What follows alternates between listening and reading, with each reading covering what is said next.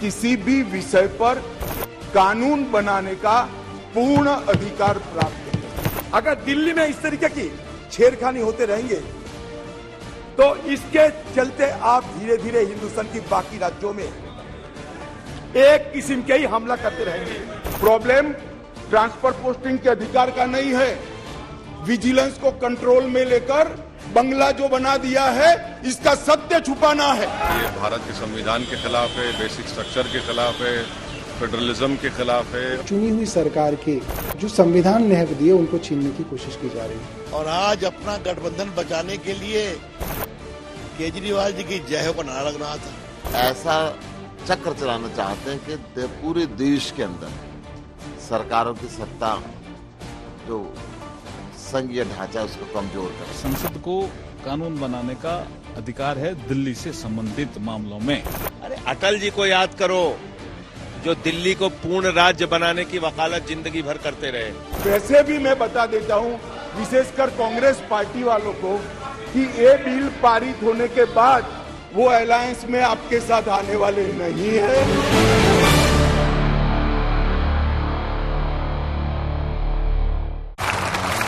नमस्कार, आप देख रहे हैं हल्ला बोल। आपके साथ मैं हूं अंजना ओम कश्यप। क्या दिल्ली में अरविंद केजरीवाल सरकार का पावर कट होने वाला है? क्या बीजेपी की सरकार जानबूझकर केजरीवाल सरकार को टारगेट कर रही है?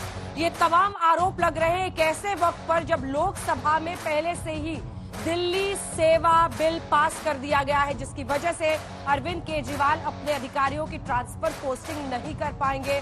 ये हक उनसे चला जाएगा। अंतिम फैसला ऐसे तमाम मामलों में दिल्ली के एलजी का हो जाएगा।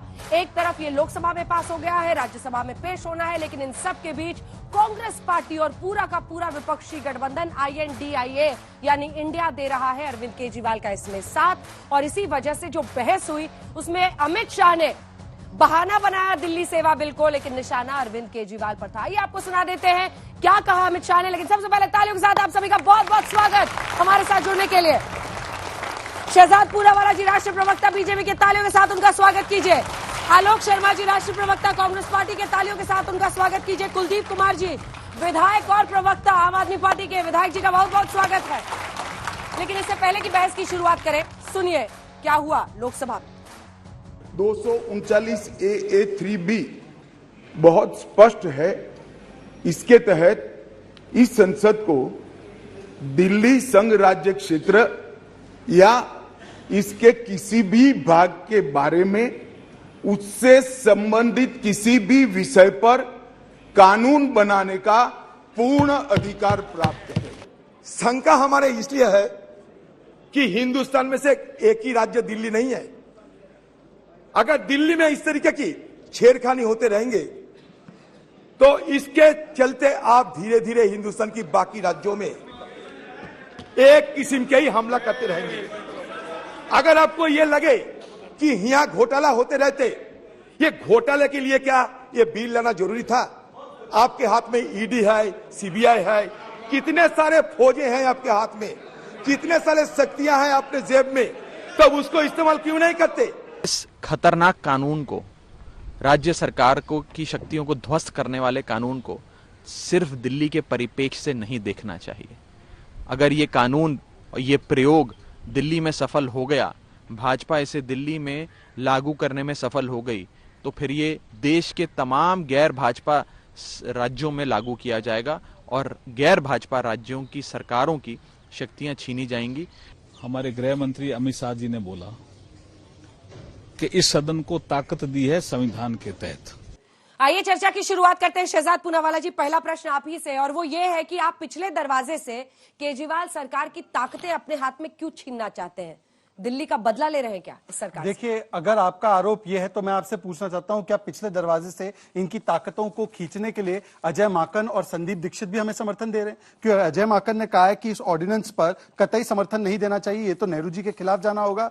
यही स्टेटमेंट संदीप दीक्षित ने भी दिया है। 2007 में जब खुद की कांग्रेस की सरकार ने इस प्रकार का ऑर्डिनेंस पारित किया था तो क्या वो भी सरकार का, और उन्हीं की सरकार थी शीला दीक्षित की, क्या वो भी ताकत खींच रहे थे? यह हाईकोर्ट का ऑर्डर है 2016 का। उसके अलावा सुप्रीम कोर्ट का जो जजमेंट है 11 मई का, उसी में पैरा 85 से 95 में लिखा गया है कि जो पार्लियामेंट होती है उसको स्टेट लिस्ट में 1 to 18 सब्जेक्ट के अलावा भी बाकी सब्जेक्ट्स पर कानून बनाने का अधिकार है और उसी का एक प्रकार से अनुशासन करते हुए, उसका ही सम्मान करते हुए इस कानून को लाने का काम किया गया है। परंतु मैं इनसे एक पूछना चाहता हूं, देखिए सवाल संविधान का है ही नहीं, सवाल सियासत का है। 9 दिन से पार्लियामेंट में चर्चा नहीं चल रही थी। क्या था इन दोनों का स्टैंड? इन दोनों का स्टैंड था कि मणिपुर जैसी विषय पर प्रधानमंत्री जब तक नहीं बोलेंगे तब तक no discussion, no debate, no bill. बहुत महत्वपूर्ण बिल है, डिफेंस का भी आज एक बिल था, उस पर चर्चा नहीं करने दी। परंतु दिल्ली के विषय पर क्यों यह स्टैंड बदला गया? स्टैंड इसलिए बदला गया क्योंकि यह मणिपुर के विषय पर या देश के विषय पर यह एकजुट नहीं है अपने गठबंधन को बचाने के लिए, क्योंकि उनको पता है कि यदि चर्चा नहीं होगी तो अरविंद केजरीवाल है तो छोटी सी पार्टी,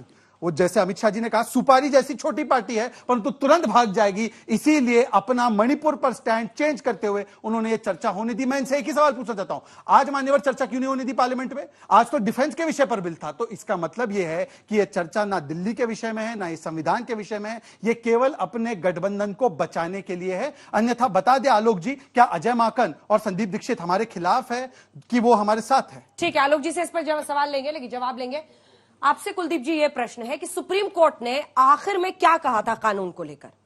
देखिए, ईमानदारी से बताइएगा। अंजना जी, पहली बात तो सुप्रीम कोर्ट ने कहा था ना कि आप चाहे तो कानून बना सकते हैं। अंजना जी, मैं देखिए, सुप्रीम कोर्ट ने या किसी ने कभी ये नहीं कहा कि आप संविधान में संशोधन कर सकते हैं। पहली बात ये, संविधान के अनुच्छेद 239 क्या कहता है मैं बता दूं पहले।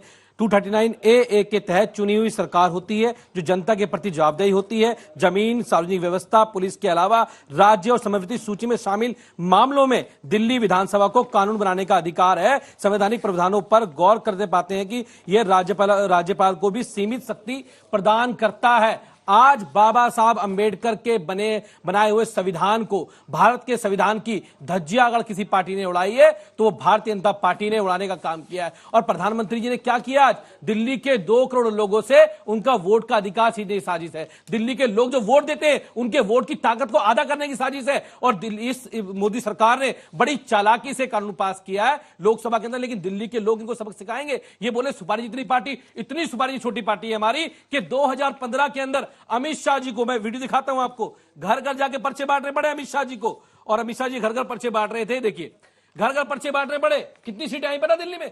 3 सीटें आई, 3 सीटें। 2020 के अंदर चुनाव लड़े आके 8 सीटें मिली भाजपा को मात्र। एमसीडी का चुनाव लड़े, अमित शाह जी ने खूब बिल पास किया उसके अंदर, सदन के अंदर, कि देखिए हम दिल्ली के नगर निगम को एक करने का बिल लेके आ रहे। क्या हुआ अंजना जी? 134 सीटें हमें मिली, 100 सीटें इनको मिली। दिल्ली की जनता को यह अधिकार है। अमित शाह जी कहते हैं एक ऐसी सरकार चुन के आई। कल चैलेंज दिया अमित शाह जी ने, लोगों को बताया दूसरी सरकारों को कि अगर आप भी अमित शाह जी के खिलाफ जाओगे, मोदी सरकार के खिलाफ जाओगे, तो पहले आप कहें ईडी आएगी, ईडी से काम नहीं चलेगा, फिर सीबीआई आएगी, और सीबीआई से काम नहीं चलेगा तो लोकसभा के अंदर बिल भी आएगा जो आपकी शक्तियों को छीनने का काम करेगा। यह सभी राज्यों के लिए, यह सरकार चाहती है कि डंडे के जोर पे केवल एक ही सरकार इस देश के अंदर रहे। बाबा साहब अम्बेडकर ने लोकतंत्र के अंदर कौन अच्छा काम कर रहा है, कौन बुरा काम कर रहा है, किसने चोरी की है, भ्रष्टाचार किया, आपके पास एजेंसी है, सीबीआई है, ईडी, आप लगाइए ना। इन्होंने सब कुछ लगा लिया, सीबीआई लगाई, ईडी लगाई, राज्यपाल लगाया, सुप्रीम कोर्ट के ऑर्डर को भी इन्होंने चैलेंज करने का काम किया। मैं कहना चाहता हूं ये देश की जनता और दिल्ली के 2 करोड़ लोग इनको माफ नहीं करेंगे।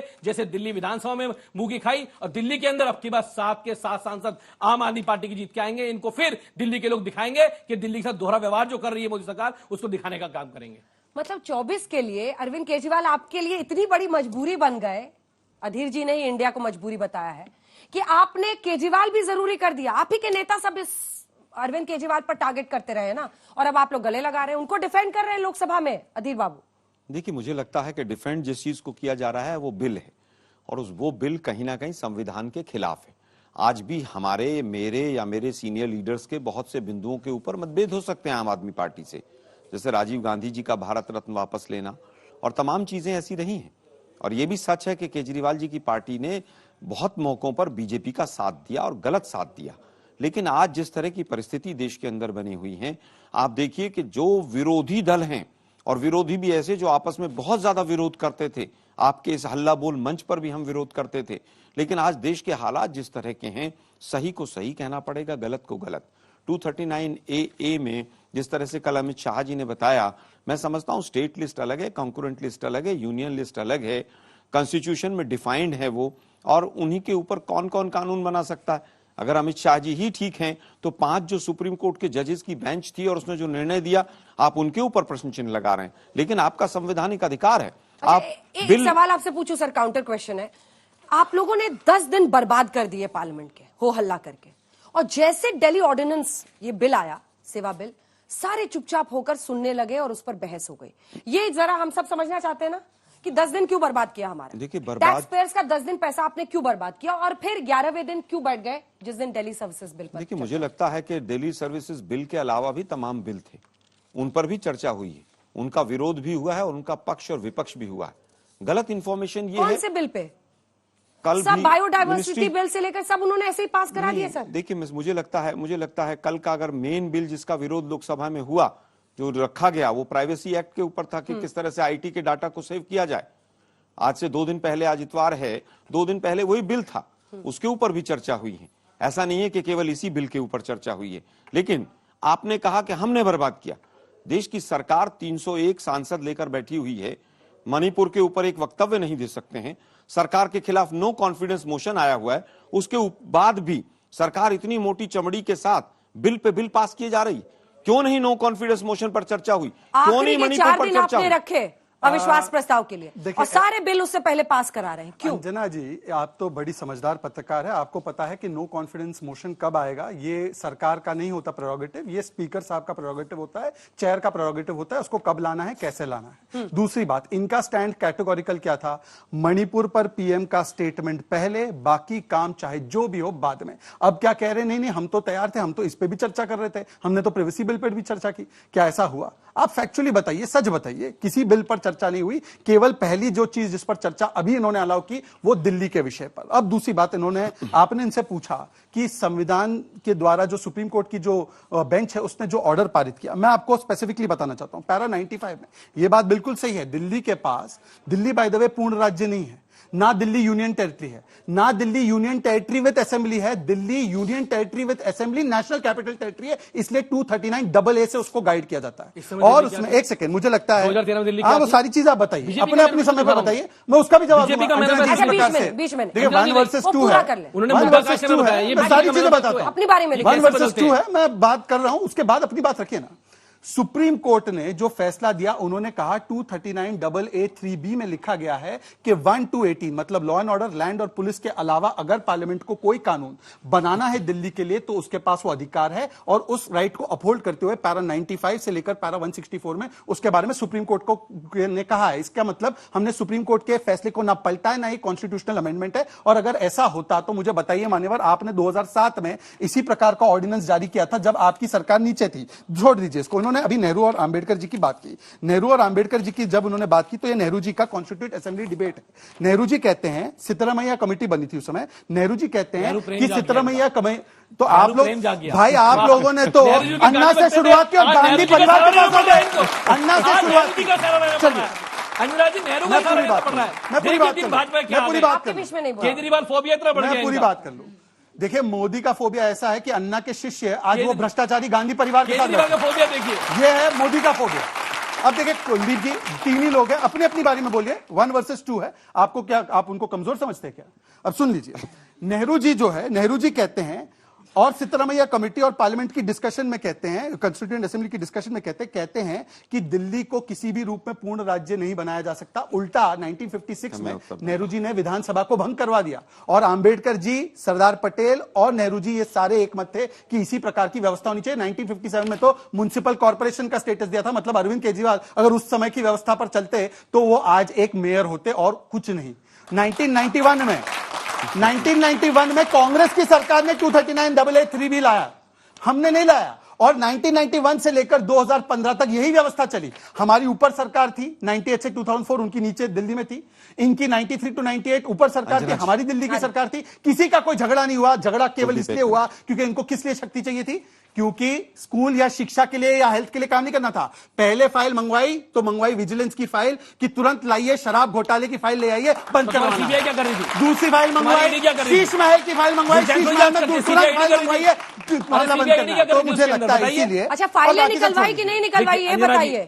ये होम मिनिस्ट्री ने सुप्रीम कोर्ट में कहा है कि आपने जैसे ही आपको पावर्स मिले, सबसे पहले शराब घोटाले की फाइलें और फिर मुख्यमंत्री के घर के जो निर्माण में खर्च हुआ था वो फाइलें मंगवाई, निकलवाई कि नहीं? अंजुना ऑन जी, रिकॉर्ड कह दीजिए। अंजुना जी, भाजपाई कट्टर झूठे हैं, इसलिए मैं कहता हूं भारतीय झूठा पार्टी, ये नंबर 1 के झूठे, इतना तगड़ा प्रोपेगेंडा फैला देंगे, झूठे लोग हैं ये, नंबर 1 के झूठे। दूसरी बात, अभी इन्होंने कानून गिना दिए, इन्होंने अंबेडकर साहब गिनवा दिए, नेहरू साहब गिनवा दिए, लेकिन इन्होंने मैनिफेस्टो नहीं बताया अपना। मैं वही बता रहा हूं आपको, इनका मैनिफेस्टो देखिए, ये देखिए, full statehood Delhi, Delhi police under state government, कमल खिलेगा। कमल तो खिला नहीं, उसके बाद भी दर्द ये है कि कमल नहीं खिल रहा दिल्ली के अंदर, और कमल ने, हाँ झाड़ू चल रही है, कमल नहीं खिलेगा। और मैं फिर कह रहा हूं, आने वाले समय में कमल नहीं खिलेगा। जितने ये इस तरह से करेंगे उतने देश के लोग दिखेंगे। दूसरी बात इन्होंने अंबेडकर जी की कही, मैं अब दिखा रहा हूं इनको, साहिब सिंह वर्मा दिल्ली के मुख्यमंत्री, उनका वक्तव्य निकाल के लेके आया हूं, इनको पढ़ाने के लिए बहुत कागज लेके आते हैं। ये 26 अगस्त 1997 का है। उन्होंने क्या कहा, मैं इस मौके पर केवल उन बातों की चर्चा करना चाहता हूं इसके बारे में कुछ माननीय सदस्यों ने अपनी बात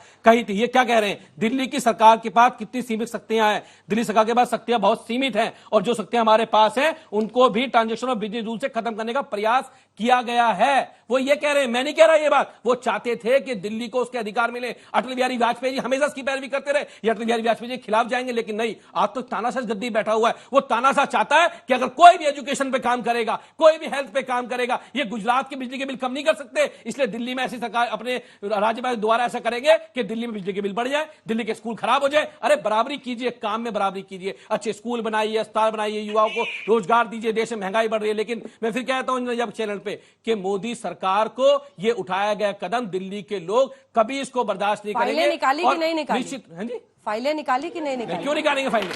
अंजना जी, फाइलें क्यों निकालेंगी सरकार? फाइलें निकालने का काम इनका है, ये फाइलें निकालते हैं, ये अडानी की फाइल निकालते हैं। सुनिए, देश के प्रधानमंत्री अडानी को जब भी किसी आम आदमी पार्टी के नेता से पूछती हूँ तो वो कहता है ये झूठे हैं, वो झूठे, लेकिन ये नहीं कहता कि मैंने फाइलें नहीं निकाली। कह रहा हूं, सबूत दे, निकालिए तो सबूत देना। ईडी सीबीआई क्या कर रही है इनकी, बताइए क्या किया उसने? कोई सबूत लेके आ पाए? नहीं। ईडी आ गई, सीबीआई आ गई, कुछ नहीं हुआ। तो अब क्या आया?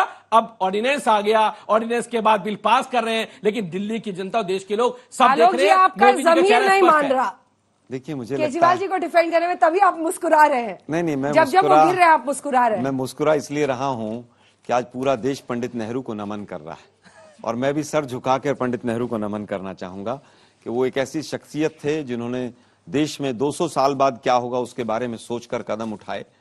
IIT, IIM, इसरो से लेकर तमाम संस्थाएं और तमाम संविधान की चीजें वो देकर गए, जिसके ऊपर आज भी प्रासंगिकता के साथ हम चर्चा करते हैं।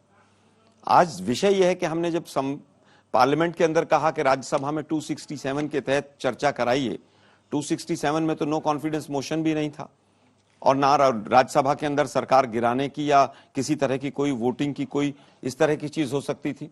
लेकिन उसके बावजूद इस सरकार ने संसद का और टैक्स पेयर्स का सैकड़ों करोड़ रुपया बर्बाद किया। अब बात आती है जो ऑर्डिनेंस, और जिसके ऊपर आज हम विशेष तौर पर चर्चा कर रहे हैं, जिसको कल राज्यसभा के अंदर पेश किया जाएगा। अगर आपको इतना ही अच्छा लग रहा था बिल और ये पावर्स इतनी अच्छी लग रही थी, तो मोदी सरकार 9 साल से पकौड़े तल रही थी। पहले क्यों नहीं ले आए इनको? सारी चीजों को बदल देते पहले। और अगर अभी भी था तो ऐसी क्या अर्जेंसी थी कि ऑर्डिनेंस से आप लेकर आए? इतना लंबा सेशन था, आप बिल लेकर आ जाते, आप बिल पर चर्चा कराते लोकसभा राज्यसभा में। और एक गृह मंत्री महोदय ने एक और कंफ्यूजिंग स्टेटमेंट दिया पूरे देश को भ्रम फैलाने के लिए, पूर्ण राज्य का दर्जा। इस बिल में पूर्ण राज्य का दर्जे की कहीं पर जिक्र नहीं, इसमें केवल अधिकारियों के ट्रांसफर पोस्टिंग की एक पावर की बात है। पूर्ण राज्य के दर्जे में 2 चीजें मेन रहती हैं, लैंड और लॉ एंड ऑर्डर, पुलिस और जमीन। वो तो इसमें कहीं पर बिल पर है नहीं, लेकिन फिर भी उसके बावजूद, क्योंकि देश के गृह मंत्री ना मणिपुर पर जवाब दे सकते हैं, दिल्ली पुलिस उनके अंडर आती है, एक दिन में 6 रेप दिल्ली के अंदर होते हैं ऑन एन एवरेज, उसके ऊपर चर्चा नहीं करेंगे। दूसरी भ्रामक चीजें बोलेंगे। देश के गृह मंत्री कहते हैं साहब 12 लाख करोड़ का गबन हो गया, घोटाला हो गया। अरे भाई, आपकी सरकार क्या वो गैस से नाली से गैस निकाल कर नाले से और पकौड़े बना रही थी? 12 साल हो गए, 12 लाख करोड़ का घोटाला था, 9 साल हो गए, तो 9 लोगों को तो जेल में डाल देते।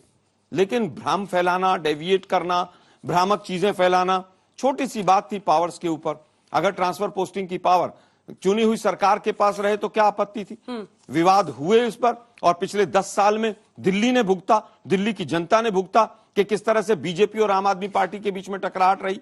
और हमने कहा हमेशा कि टकराहट नहीं होनी चाहिए। टकराहट अगर रुकती है किसी चीज से तो स्वाभाविक है। और एक बात ध्यान रखिए, 1998 से लेकर 2014 तक हम इनके हर मैनिफेस्टो में कि पूर्ण राज्य का दर्जा दें। ठीक है, अब आप जवाब दीजिए। 2 प्रश्न है, प्रश्न सुनिए, उसके बाद आप लोग आइएगा अपने सवाल पर पूछिएगा। 1 versus 2 नहीं, मुझे पहले मौका दे प्रश्न दीजिए। तो सुनिए, मौका पूरा दूंगी। आपको दिल्ली के अधिकारियों की ट्रांसफर पोस्टिंग का अधिकार क्यों चाहिए? दूसरा, भ्रष्टाचारी हैं, झगड़ालू हैं, ये गृह मंत्री साहब ने लोकसभा में आरोप लगाया। कौन से मामले में कन्विक्शन हो गया है आम आदमी पार्टी? अब मैं बताता हूं, आपके दूसरे सवाल से शुरू करता हूं। भाई, जब केंद्र में कांग्रेस की सरकार थी और कांग्रेस ने मिलकर इनके साथ सरकार दिल्ली में बनाई और इन्हीं का अपॉइंटेड गवर्नर कौन था? नजीब जंग। उनको रोज गाली गलौज करने का काम कौन करता था? अरविंद केजरीवाल। ये झगड़ालू नहीं है। जिनके साथ मिलकर सरकार पहली बनाई, उन्हीं के नियुक्त किए गए गवर्नर से झगड़ा करते थे। अब बताइए, दूसरी बात, मैंने नेहरू जी को कोई महिमा मंडन नहीं किया। बंद घड़ी भी 2 बार समय सही बताती है। बंद भी होती है ना घड़ी, तो वो सही समय बताएगी 2 बार, 6 बजे का समय बताएगी। तो इसीलिए नेहरू जी ने भी बंद घड़ी भी सही समय बता रही थी उस समय पर भी कि दिल्ली को इस प्रकार की व्यवस्था में रखना है। मैं तो इनसे पूछना चाहता हूं कि क्या नेहरू जी को कूड़े के डब्बे में उनकी विचारधारा को फेंक दिया है क्या आज कांग्रेस पार्टी ने? तीसरी बात, देखिए, मैं ऐसी बातें करना नहीं चाहता, पर बहुत मुझे पिन करते तब बोलना पड़ता है। यही थे आलोक जी, ये आलोक जी थे, ये ऐसे पोस्टर लगा क्योंकि दिल्ली कांग्रेस से ये पोस्टर लगाते थे, मनीष सिसोदिया भ्रष्ट है, अब तो ये स्पष्ट है।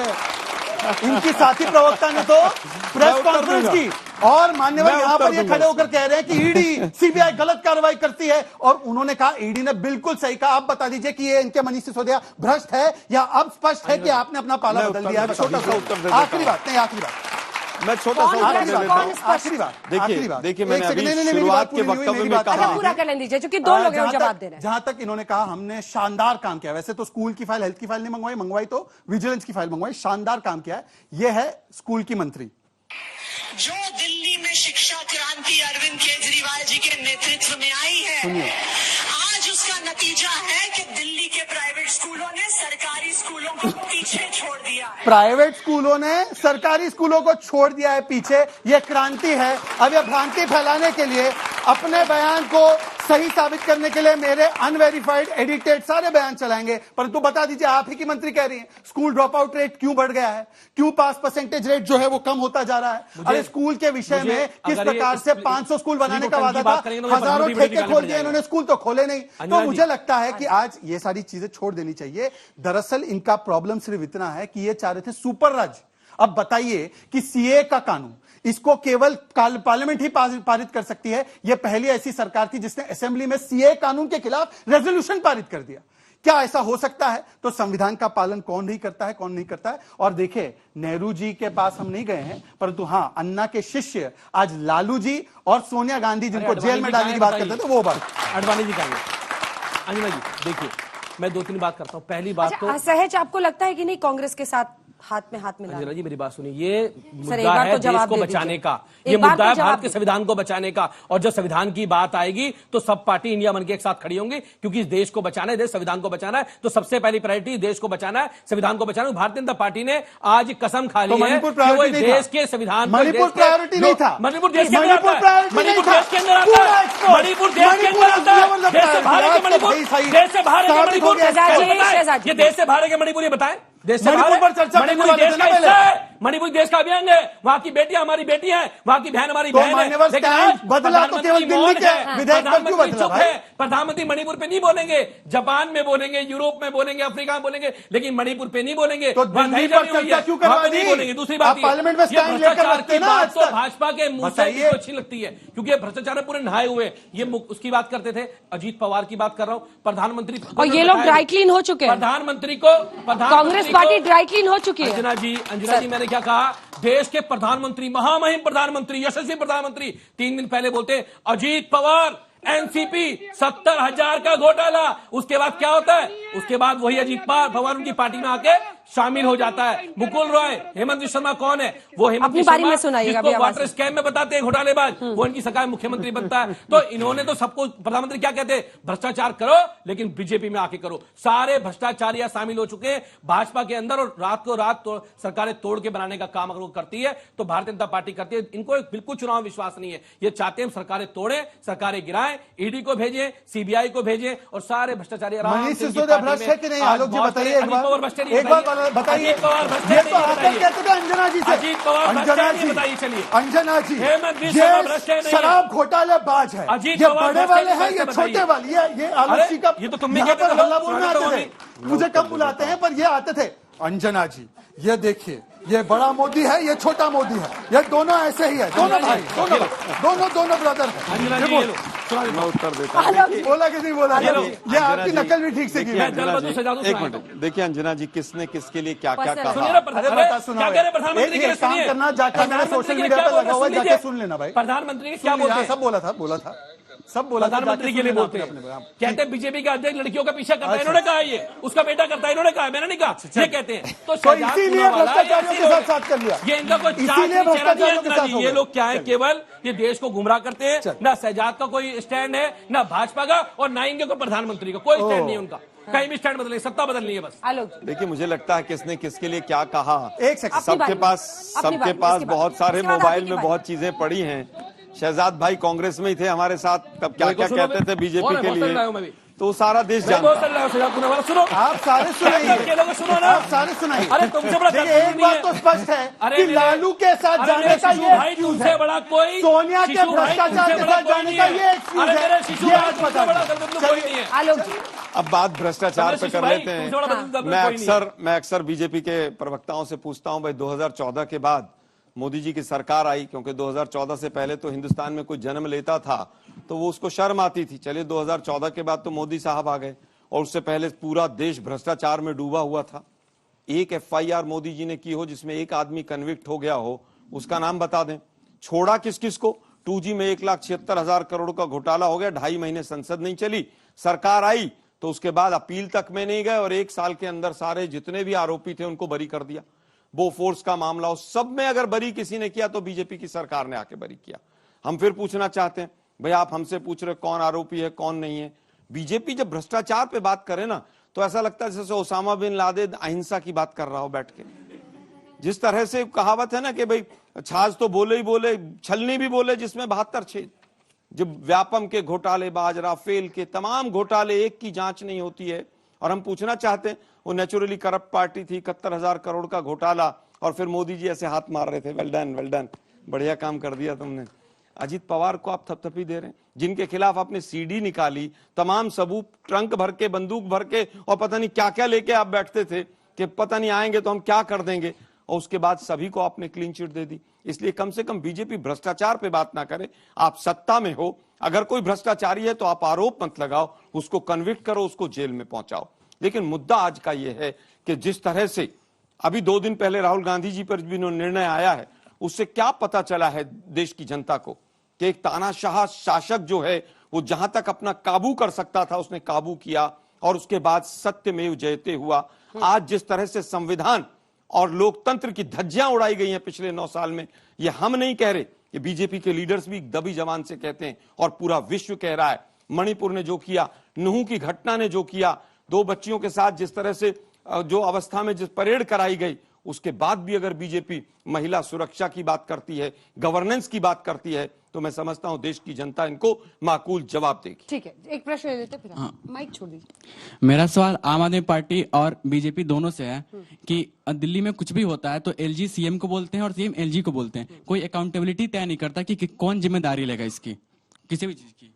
आपसे शुरू करते हैं इस पे, और आप अपनी बात भी कह दीजिएगा। हाँ, देखिए ऐसा है, पहले तो आप बताइए कि 2 साल से, अभी जो दिल्ली डूबी थी, 2 साल से फ्लड एपेक्स कमेटी की मीटिंग नहीं कर पाए केजरीवाल, और अंततः जब हाथ छोड़कर, सब कुछ छोड़कर कैंपेनिंग में चले गए, तब LG साहब को ही उतरना पड़ा, आर्म फोर्सेस को ही उतरना पड़ा, और स्थिति को संभालना पड़ा। मैं तो सिर्फ एक बात पूछना चाहता हूं, देखिए उन्होंने कहा कि राहुल गांधी के विषय पर चले गए, नेहरू जी से लेकर राहुल जी तक जाना कांग्रेस के अनिवार्य है, राहुल जी को ले ही आए। भाई राहुल जी के बारे में दबे जबान में, राहुल जी की दबे जबान, लेकिन मुझे लगता है कि अगर राहुल जी के में इनको इतनी चिंता है तो ज्वाइन कर देना चाहिए, मर्ज कर देना चाहिए। फोटो दिखाओ एक बार। आप आम आदमी मर्ज कर दो ना, आप आम आदमी पार्टी, देखिए यही है ना इनका काम का नजरिया, फोटो खिंचवाना है। हम फोटो नहीं खिंचवाते, हम काम करते हैं। हम फोटो नहीं, हम काम करते हैं, हम फोटो नहीं खिंचवाते। प्रधानमंत्री ने उद्घाटन किया था, इस प्रकार से फोटो खिंचाने LG गए, प्रधानमंत्री की बेइज्जती करके आ गए। फिर मैं बोलता हूँ, प्रधानमंत्री की बेइज्जती करके आ गए। अब मैं बोल दूं, इन्होंने उपराज्यपाल की बात जवाब दे दूं, एक एक करके सिलसिलेवार तरीके से, उसके बाद मैं दूंगी आपको। अब देखिए उन्होंने कहा राहुल गांधी के बारे में दबे जबान में, हाँ दबी जबान में तो बात हो रही है, पर वो कांग्रेस ही कर रहे हैं कि अब भाई साहब क्या करें, राहुल गांधी बोल पड़ेगा फिर से। इसीलिए लोग चिंतित है, और बाकी तो जो चिंतित है वो उनके गठबंधन के साथ ही चिंतित है कि अभी तक तो हम अपने में तय नहीं कर पा रहे थे, एक और आकर खड़ा हो गया प्रधानमंत्री के पद के लिए, तो बताइए क्या करें। तो मुझे लगता है कि राहुल गांधी के, और एक तो अच्छी बात है कि राहुल गांधी को तो देखिए दोष मुक्त नहीं किया गया है, परंतु सुप्रीम कोर्ट के अंदर इनका विश्वास फिर से बहाल हुआ है, क्योंकि कल तक ये कह रहे थे कोर्ट भी मोदी जी संतुलित करते हैं, कोर्ट भी मोदी जी कंट्रोल करते हैं। कम से कम आज बेचारी कोर्ट ईवीएम की तरफ बच गई, कर्नाटका चुनाव में ईवीएम बची, आज कोर्ट बची, तो इसके लिए हार्दिक शुभकामनाएं और धन्यवाद आपका आलोक जी, आज कोर्ट को आपने गाली नहीं दी। और देखिए आखिरी बात, बाकी सब तो छोड़ दीजिए, मैं कह रहा हूं, इन्होंने कहा कि कन्विक्ट करके बताइए कौन कन्विक्ट हुआ। बिल्कुल सही बात है, कन्विक्शन में लालू जी के 34 वर्ष लगे, एफआईआर उन्हीं के जमाने में हुई, पहली गिरफ्तारी भी लालू जी की उन्हीं के जमाने में हुई, पर लालू जी आज 4 बार कन्विक्टेड है। ये महाशय लालू जी को सबसे भ्रष्ट बोलते थे, आज वो उनके साथी है। दोनों बताइए कन्विक्टेड करप्ट को कन्विक्टेड करप्ट मानते हैं कि नहीं मानते, पहले इस पर स्टैंड बताइए, फिर बाकी लोगों पर बात कर लेना। और देखिए जहां तक बात है,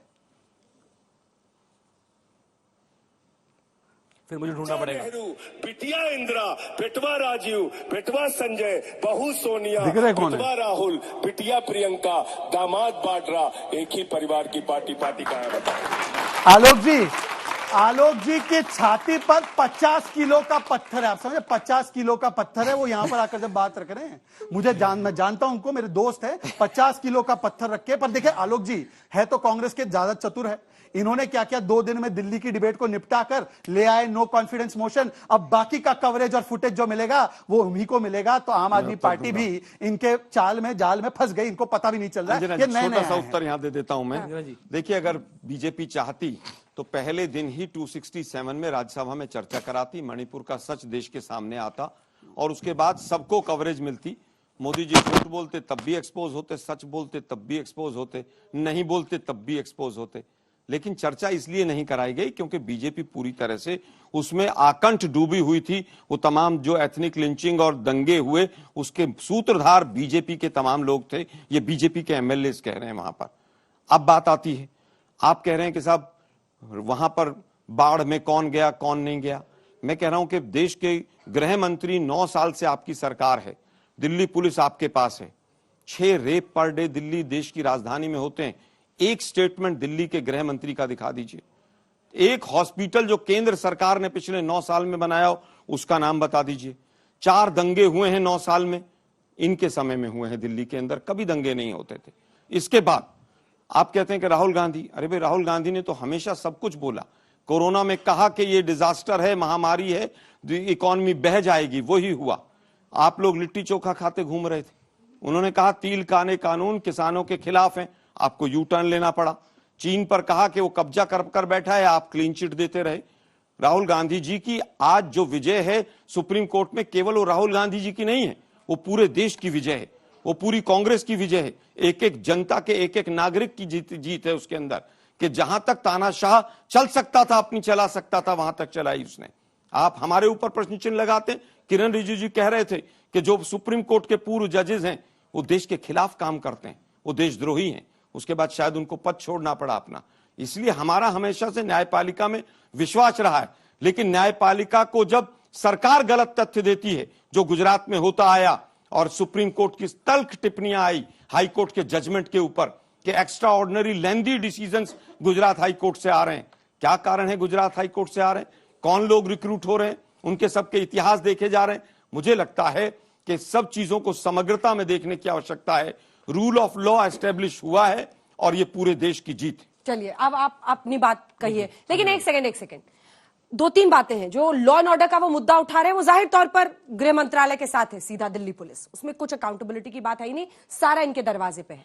लेकिन यमुना की सफाई, डीसिल्टिंग होना ताकि पानी से लबालब ना हो, ये सब किसका काम है? फुटबॉल का गेम खेलते रहेंगे क्या आप लोग? आप चुनी हुई सरकार है, तो आपके जिम्मे में जो है, क्या आपने उसको ठीक से निभाया? ये प्रश्न पूछा जाएगा।